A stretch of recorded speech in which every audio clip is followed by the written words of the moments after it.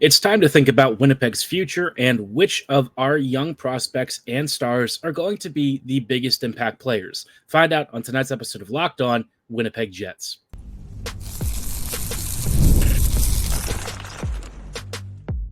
You're Locked On the Hockey Jets, your daily podcast on the Winnipeg Jets, part of the Locked On Podcast Network, your team every day. Hey friends, and welcome to tonight's episode of Locked On Winnipeg Jets, part of the Locked On Podcast Network, your team every day. I'm your host, Harrison Lee, an avid Winnipeg Jets fan and an online blogger. You can follow me on Twitter at HLLivingLoco and at LO_Winnipeg Jets on Twitter. Thanks for making Locked On Jets your first listen of the day every day. If you like what you're hearing, be sure to like, follow, and subscribe on all of your favorite podcasting platforms and YouTube. Doing so, of course, is always free of charge and ensures you never miss another episode. Most of all, though, we just really love and appreciate your support. Tonight's episode, like I said, we're going to take a bit of a dive into the future.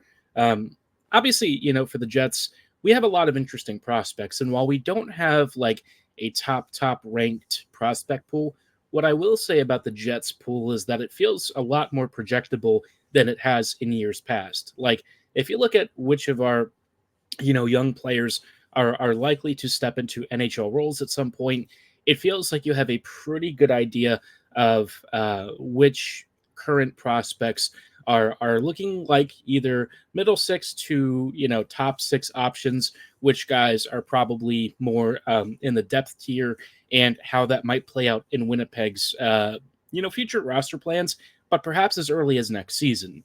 Now, before we dive into some of like the really cool, like high-end flashy names, there's one guy that I thought would be worth talking about because there was just a really good article from The Athletic from Scott Wheeler on the Jacob Julien story.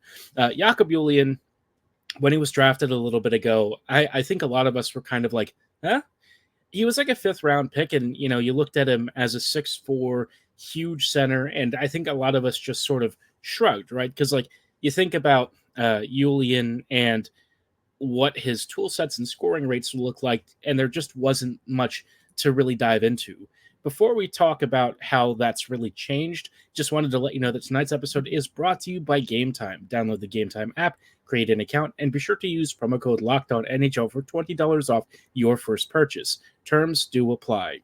Now, like I said, Jacob Julien, for me, has probably risen to be one of my most intriguing prospects in Winnipeg's pool. I would say that, he is a bit of a long shot. And if you think about his projectability, it's a little bit uneven, right?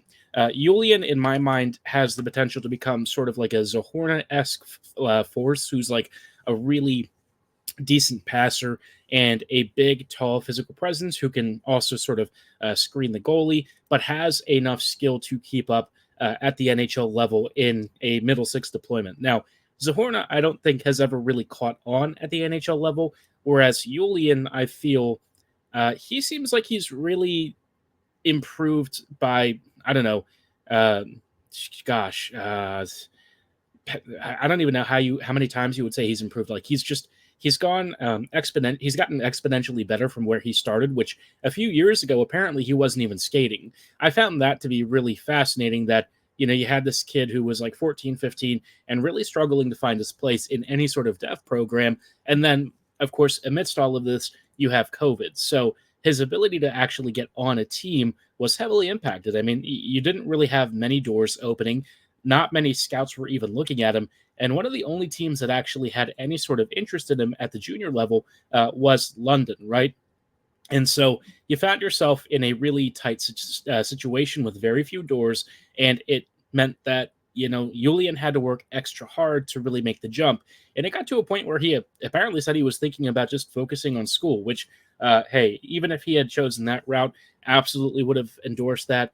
I think that would have been, a good choice for him personally. But it's also really fantastic that he stuck with hockey, and it seems like it's really paying off. He's been one of London's most prolific scorers. I think they said he ranked 4th on the team this past season, and his jump and improvement has really gone, in my mind, a little bit under the radar from Jets fans. to me, I'm kind of hoping that he becomes like the next Adam Lowry, but perhaps with even better finishing, right? He seems to score a pretty good bit, and he's also got pretty soft hands. I wouldn't say that like dynamic stick handling and lots of deception are big parts of his game, but they're enough and present enough to be intriguing. And so Julian kind of went from a guy who really projected to be like a fourth liner at most to looking like a really intriguing middle six center with some unique physical traits and tool sets. Winnipeg might have gotten a really cool player in him. And again, even if he doesn't pan out, I just think that, looking back on it, a fifth round pick for a guy who might end up becoming a pretty decent NHLer is about as good of a value pick as you get. Obviously, Lowry is aging out, and I think there's a real question as to, who succeeds him. I mean, he's been an animal for the Jets for years, whether you ask him to stand up and stick up for his teammates, whether you want him to play a really strong defensive role. He's also got some offensive chops, although I think a lot of it is more in the setup than it is in the finishing department. But like, if Julian becomes even 70% of the player Lowry has been for the Jets, I mean, that's a home run, right? You can't even begin to describe it. But I would actually say the article and kind of his thoughts on how his journey has gotten to this point is really worth reading. I think it really highlights an interesting trend about nonlinear hockey player prospect development over the past few years. COVID has changed a lot. And I think in the years following, it's been hard for teams to identify talents because they just haven't had a lot of time to scout them. So Julian is a guy who kind of fell through the cracks. And Winnipeg scouts recently, I feel, have done a really good job identifying not necessarily like future star talents hidden amongst, all of these middle tier or lower tier prospects. But if you're going to buy a lottery ticket, right, which is what a draft pick is, you want to stack the odds in your favor. And I think the Jets have started to get better at that. They've gotten away from, low value, no value added sort of picks. And it seems like they've picked up some really intriguing talents. And Julian has really impressed over the past year or so. If his skating and his decision-making speed continues to improve, two things that he actually said he wants to work on this offseason, I could see him making the pro jump sometime this coming season. I think he probably has to anyways. He's an overager at his level. And I think the next step for him is to try and make the Moose. If he has a good year or two with the Moose, I wonder if he starts to turn heads for a potential role with the Jets. Now, there is like a very outside chance that he has a dominant camp and suddenly looks more like an NHLer than he does an AHLer. I really feel like that is asking way too much right now, and I would not expect that. It's just in the very slight off chance it happens, I would be intrigued. I think he's still pretty raw.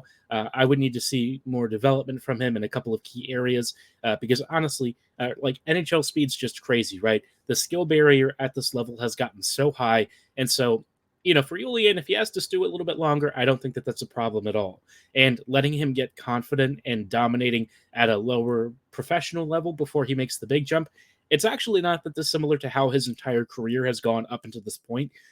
He was playing with an affiliate of the London Knights before he joined the actual Knights squad. And so, for him, it wouldn't really be that out of the question. So very intrigued by him. I'm actually excited to see him in preseason. I thought that, the last time he was in camp and stuff, he was noticeable. I mean, he's got some legit skill. And if he can actually marry that to a pro level game and a speed of decision-making and reads that gets him into a bottom six or middle six role, that's like amazing.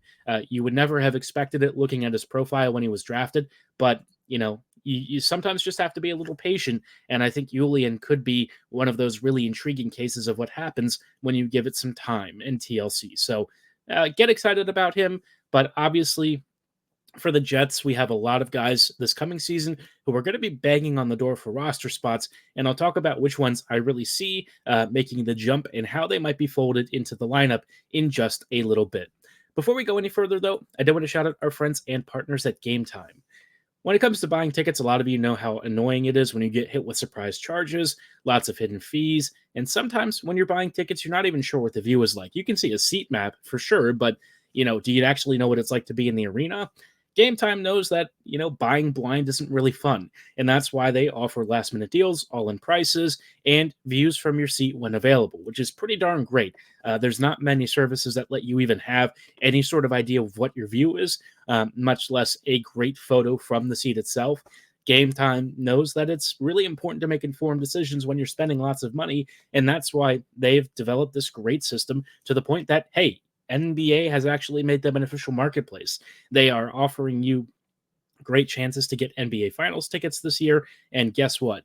They even have an option where, the closer you get to tip-off, prices actually go down. So if you're wanting to get in on some of the best last-minute tickets, lowest prices, and flash sales and zone deals, all backed with their lowest price guarantee, event cancellation protection, and more, you should download the Gametime app right now. Create an account and be sure to use promo code LOCKEDONNHL for $20 off your first purchase. Terms apply. Again, create an account and redeem code LOCKEDONNHL for $20 off your first purchase. Download Gametime today. Last minute tickets, lowest price guaranteed.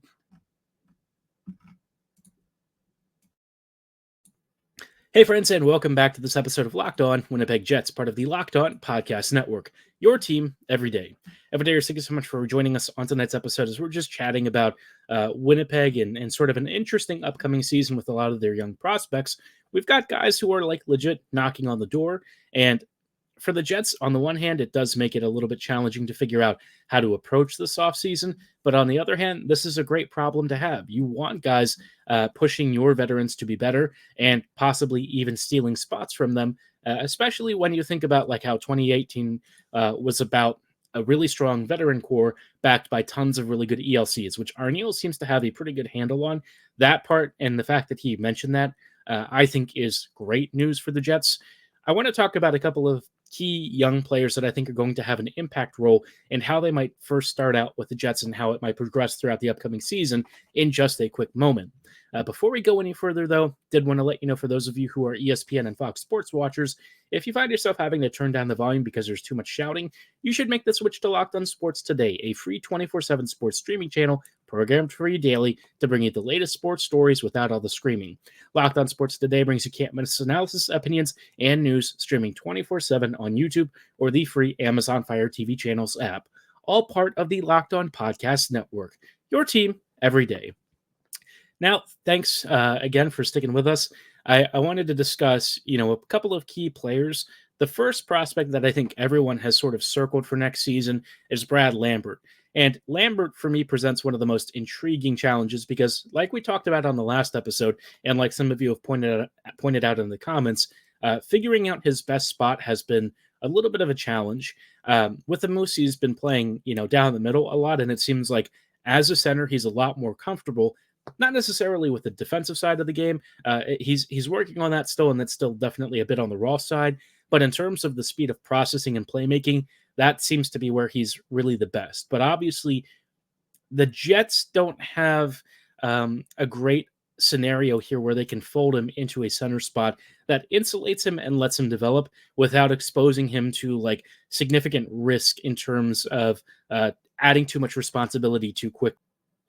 One of the things that I think I sort of struggle with in this whole, conversation about what sort of environment makes the most sense is, not only is Brad going to need to have, a bit of a learning curve and an adjustment at this level, but the Jets center depth isn't great. And so they might need him to play a really prominent role. And I think asking him to do stuff at a really high level immediately could backfire badly. I mean, I'm not going to say you want to put training wheels on him, but you do have to do that at the start, most likely. I mean, he's a young kid. He's very clearly somebody who can play with immense confidence, but confidence doesn't always prevent, the rookies from making mistakes. And Lambert has as many as anyone. So I think it's important that the Jets find a good spot for him. But that might mean having him start out wide. It's a suggestion I've seen on Twitter where he might start as a winger, somewhere in the middle six to top six. And if he does play at wing, I think you start to think about, what that trade return on Ehlers looks like, because you're getting a little bit crowded, right? I think clearly he would have made sense on the second line. If you have a Perfetti, I guess Nemestikov or Monahan and Lambert line, I mean, it could be interesting. I think you want to balance out some of the defensive deficiencies with somebody who can really take care of those details, and that's why I'd probably go with Perfetti here. I think Cole would actually make a ton of sense and be the sort of safety valve that Lambert needs, while also being an immensely skilled creator himself, and somebody who could actually make the most of Lambert's finishing ability. I think it's a dicey question because a lot of it comes down to what happens with Monahan, and I don't think that that's really clear yet. I know the Jets are kind of intent on bringing him back, which I feel like I don't think that's the right choice in my personal opinion, but the Jets are going to be, to some degree a little bit loyal, and I think they like him as a stopgap second line center, which again, I just have mixed feelings on. I like him, and I think that there's a fit for him at this level, but I just feel like it's not with the Jets. I think there's somebody else who could probably be a little bit more of his sort of team and a group that could make the most of his skill sets. But I just feel like the Jets really struggled to get the most out of him when it came to the crunch time against the Avs. So Lambert, could be maybe a second line winger. I could also see him maybe being on the third line in place of a Mason Appleton or something. But, I sort of have another guy penciled in there alongside Lowry, and that's Chibrikov. Chibrikov, I really feel like should start there. I think that he and Lowry and Niederreiter would actually be dynamite. And I think it would also sort of solve one of my big questions with that line. Where are the goals coming from, right? Because the finishing talent is a little bit dampened when you have Appleton out there. I like Mason, and I think he's a really solid fourth liner, but I think if you're asking him to play a ton of minutes alongside Lowry, you're going to notice that there's a bit of a piece of his game that's not quite there.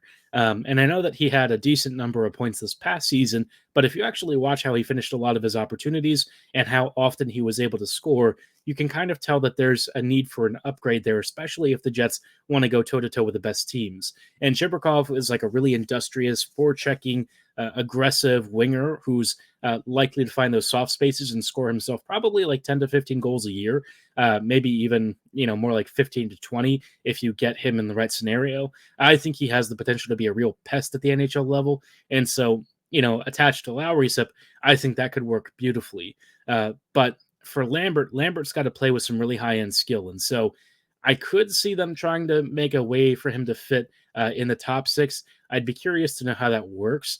If Ehlers goes, maybe you do Lambert, Scheifele, and Velarde or something. I don't know how comfortable Lambert is playing as a left winger necessarily. Would have to do some research on that.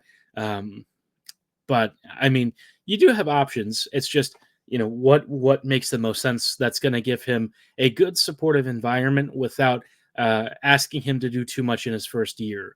Chibrikov, I think that there's a pretty clearly defined role for him, whether it's on the third line or perhaps even in an elite super fourth line sort of role. But I think he's definitely got one of those spots nailed down. I'm more concerned about how you get Lambert in there. Because as a center, I don't think he would have a role here. The Jets are likely to have, Scheifele, Lowry, Nemesnikov, perhaps Monahan if he comes back ahead of him on the depth chart. So most likely he'd start as a winger, and maybe it works out. Maybe he really turns into an elite winger, but I think the Jets need him to become a center, and I do hope that they're, cautious enough in that they give him some time down the middle so that he doesn't lose that edge and lose some of the skill sets that he's gained from playing as a top C for the Moose. So some interesting stuff to consider, but for the Jets, it's a good problem to have. You've got some really talented prospects pushing into the lineup. You've got a couple of guys who project, and then in the not too distant future, McGroarty is going to be joining probably after next college season if he doesn't decide to change his mind this offseason. But I think Winnipeg is looking better and better. So a lot to be excited about. But one of the things that's worth talking about is what would constitute a successful offseason. We'll kind of ruminate on that for a little bit in just a moment. Hey friends, and welcome back to this episode of Locked On Winnipeg Jets, part of the Locked On Podcast Network, your team every day. Everydayers, thank you so much for rejoining us on tonight's episode as we're just closing out with some thoughts on Winnipeg kind of needing to have a big offseason. We've not really alluded to it. We've been very explicit that this offseason is pretty critical for not only the Jets' present, but also kind of their longer-term future. Bones stepping aside sort of accelerated the need to do this a lot faster and a lot earlier than I was expecting. I've talked in the past about next season being part of this contending window, but with the Jets kind of pushing in a different direction now, it's more for me a developmental year, and one where it's critical for the Jets to create a good environment for the youth to really ramp up to NHL speed and get the Jets ready for maybe a big playoff run the following season if it's not next year. But to do that, they've got to make some moves. The first thing that they really have to nail down for me is probably the blue line. The center question is a little harder for them to solve, in part because I just don't know that there's a lot of centers out there that are going to be available that the Jets are going to have the assets to make a play for. Not that they can't do it. I just think you're going to have to kind of squeeze a team that's really up against the cap. And some of the guys who might be on that list and might be worth pushing on, they might not actually want to come to the Jets. They might have some no movement or no trade clauses, and that could complicate the picture. So for the Jets, I guess I'd like them to focus first on finding a defense solution, and that's going to mean that they're going to need to move one of Schmidt or Pionk. You know my preference. I think it's probably time for the Jets to part ways with Neil. I like him a lot. I think in terms of players who have struggled for the Jets, he has probably been among my favorites personality-wise, and he's just an easy guy to root for. You always want to see him do well, and it's really a shame that as he's kind of gotten a little bit older here, things have really fallen off. He's clearly a guy who holds himself to a high standard, and he's always tough on himself. I just think at this point, the ability for him to really turn it around and get back into a top four role, it might be past him now. And the Jets kind of need to open up some roster spots for some of their young talent like Ville Heinola, and maybe even another acquisition if they're to go after a player like, say, Chychrun or Pulock, any of those guys that we mentioned on an earlier episode. It's a shame that it might get to this point, but for all of the great years that Neil was here, I think we have some real fond memories of him pocketing McDavid in the North Division. That's always one of the funniest things. I can't believe that happened. But, Pionk, I mean, it'd be nice if he one day comes back in like an assistant coaching role or something, or maybe like a mentorship thing. I think he's like a great personality. And I think, his personal experiences on and off the ice could really help some of the young guys who maybe struggle with some of the same things that Neil did. You lose folks off the ice. I think Neil has experienced tragedy that not a lot of people have had to go through. And so that's, something that can really help and mentor and sort of help some of the young guys really mature. And, maybe he ends up joining a coaching staff somewhere and kind of moves into that mentorship role. But, for this upcoming season, at least as a player, I think it might be time to kind of make a tough choice and either buy him out or find a trade partner if somebody wants to add him to their roster. Schmidt, you don't have to mess around with if you move Pionk. I think it would be better for him to come off the books, but in terms of another guy who's good in the locker room and who actually is still a relatively serviceable NHLer, I would say Schmidt's probably the so-called overpaid bad defender that you want to keep on the roster if you have to choose between one of the two. If you can move one of them, either way, regardless of who it is, I would say that that's probably a successful move, pending what the cost is. I don't think the Jets should shell out tons to move one of them, but if they can make a good deal that doesn't kill the budget and really sacrifice tons of futures, I'd be more in favor of that. If Winnipeg really wants to hit it out of the home run, acquiring like a top six center would certainly go a long way to that. I just don't think that that's likely. I really can't see there being a good role for that or a good player for that other than like a Cirelli type, or I don't know, if you somehow convince Steven Stamkos he's not supposed to play with Tampa again. I just can't see how any of that really happens. I mean, like I said, there's other options out there. Maybe you go after Nick Schmaltz or something, but I just don't see it as likely. I think the Jets are going to have a limited amount of major moves that they make this offseason. And, they might really bank on some of the kids in preseason impressing enough to earn roster spots. Otherwise, they may just kind of go back with a stripped down NHL roster next season with limited veteran talent and try and win with some of the kids.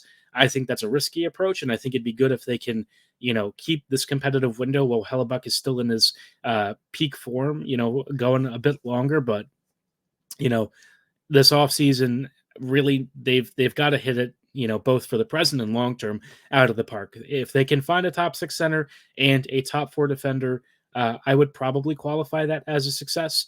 I don't know how likely both of them are to happen, but if they do, watch out. The Jets could be a real force to be reckoned with here next season. And I say that when we don't even have assistant coaches yet, but I'm starting to get a positive feeling about the way Arniel and the front office are moving. So lots of pieces in play. And as always, we'll continue to talk about that throughout the offseason. But for tonight's episode, that is going to be all the time that we have. I thank you so much for making Locked On Jets your first listen of the day every day. As always, we'll see you back here next week with even more Jets coverage, so don't go anywhere. Have a great night. And as always, go Jets, go.